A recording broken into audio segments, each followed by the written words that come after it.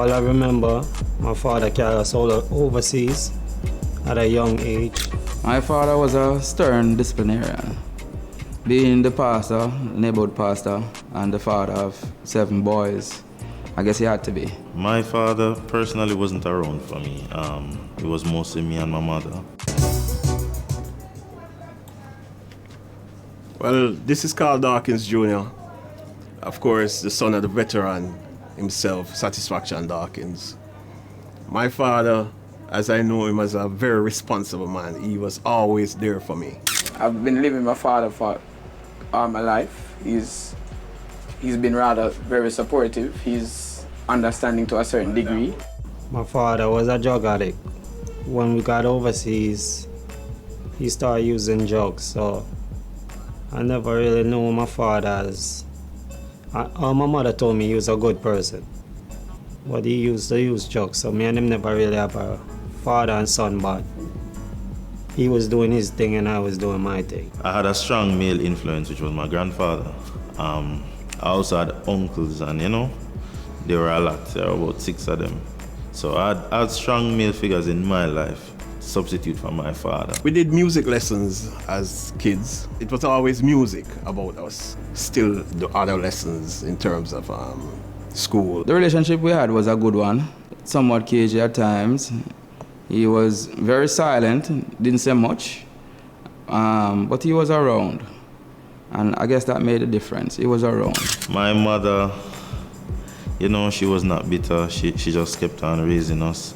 But she told us to respect our father because he is who he is. He's our father. Most of the time, from my recollection of my father, he was a man that is always chasing him dreams, but still have time for us. My grandfather took on that role to be my father in my life. My father died at a tender age, I'm going to tell you. It hurt me from my heart to see me grow without a father.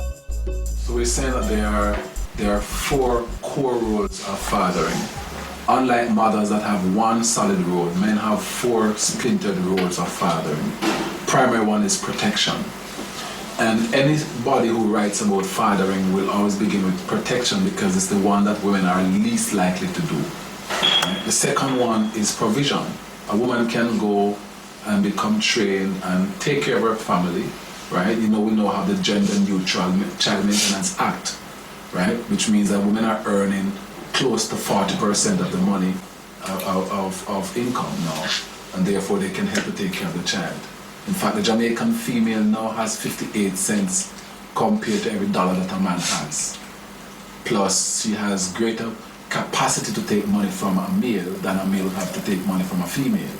So our females are not doing badly economically.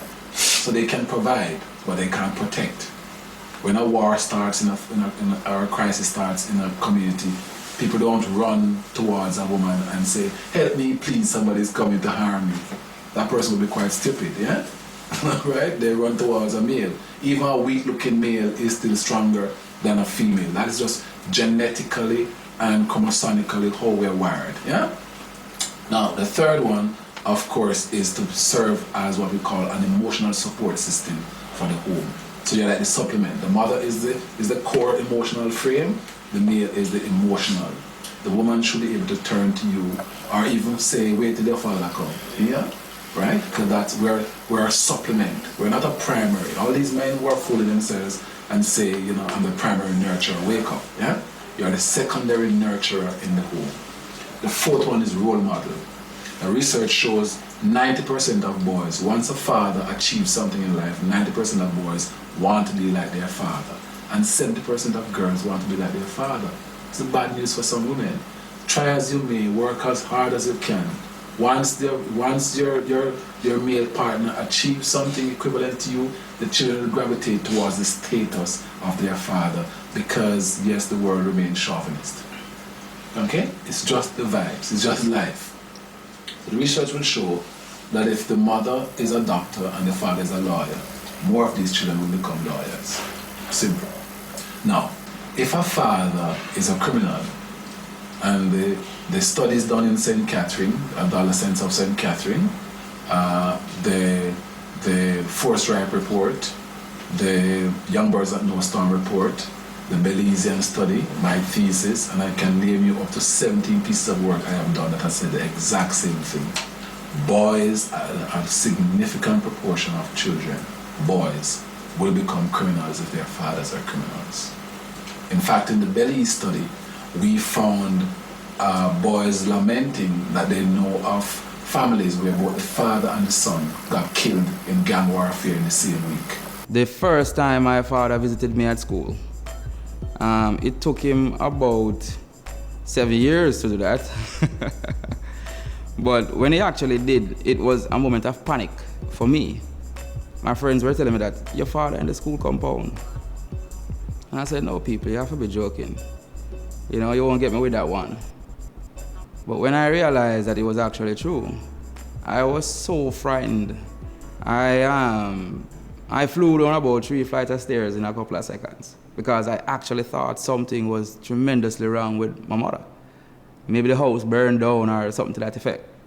Because he has never, in all my years of being in school, visited me in the school. What was significant about that now was his reason. He came all the way to sixth form to tell me that an auntie of mine works with JPS and receiving a certain salary. And I said to him that in order to work on the floor that she works, you have to have a degree.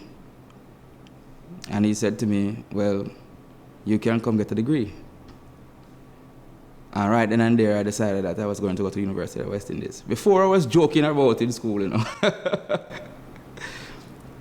But seeing him make the trip, I mean, basically my last year in a secondary school, for tell me that my need to go to university, I took it very seriously. And ended up, I don't know if it's because of that exactly, but there was only 2 persons who passed all their A-levels at Camperdown at the time, and one of them was me.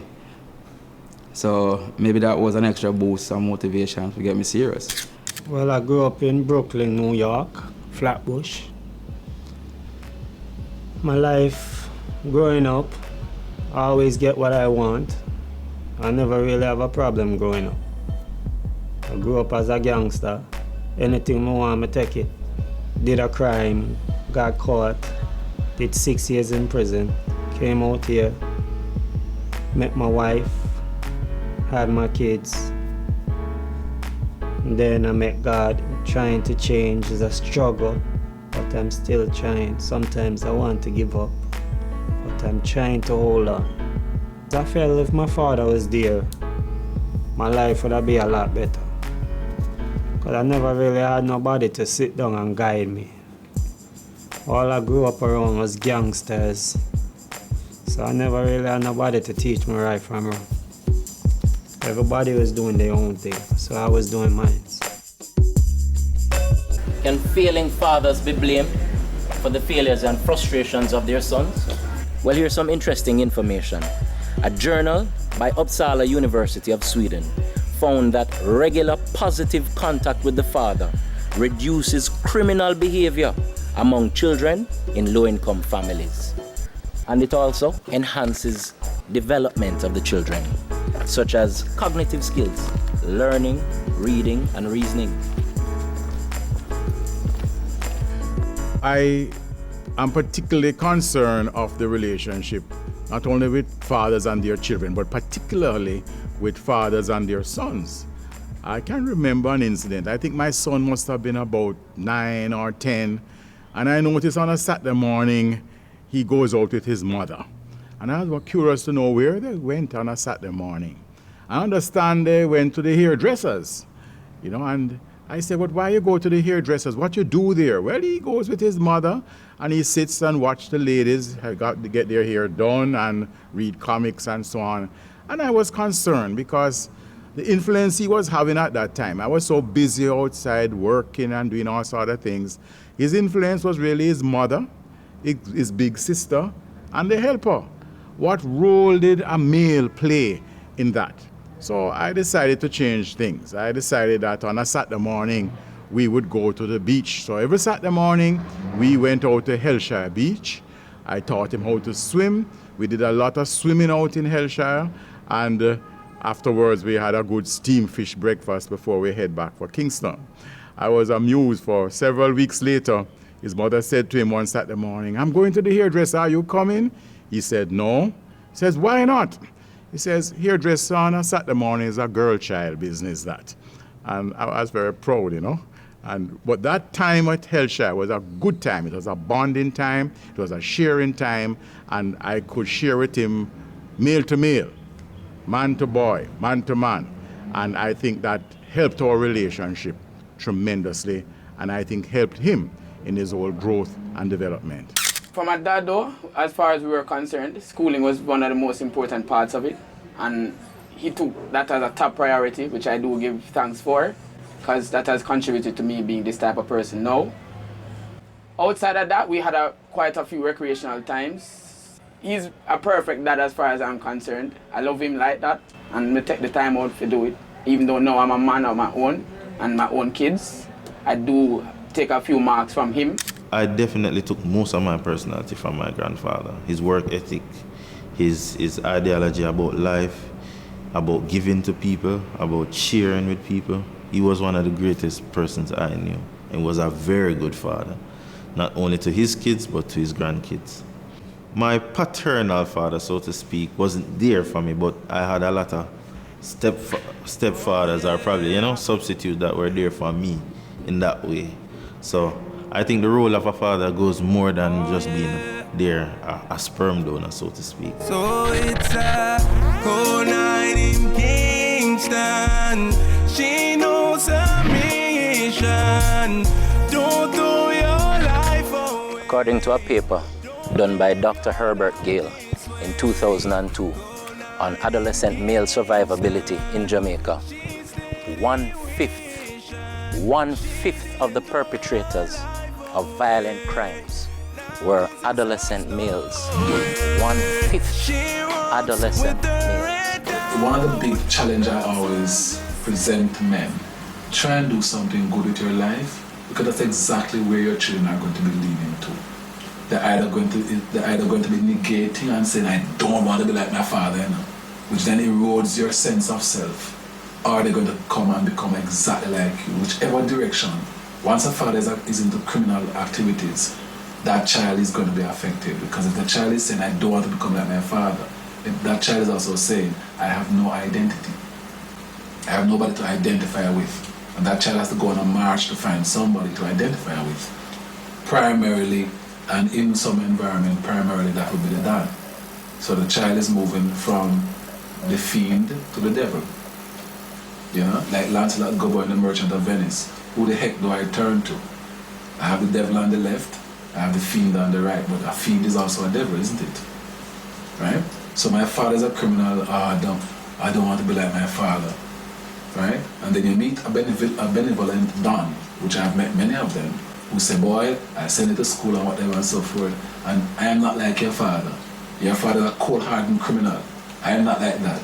And then later you discover how that was a con. So like politics in Jamaica. And so these kids who has fathers in crime, in violent crimes, find themselves being sent on missions by politicians, sent on errands for guns.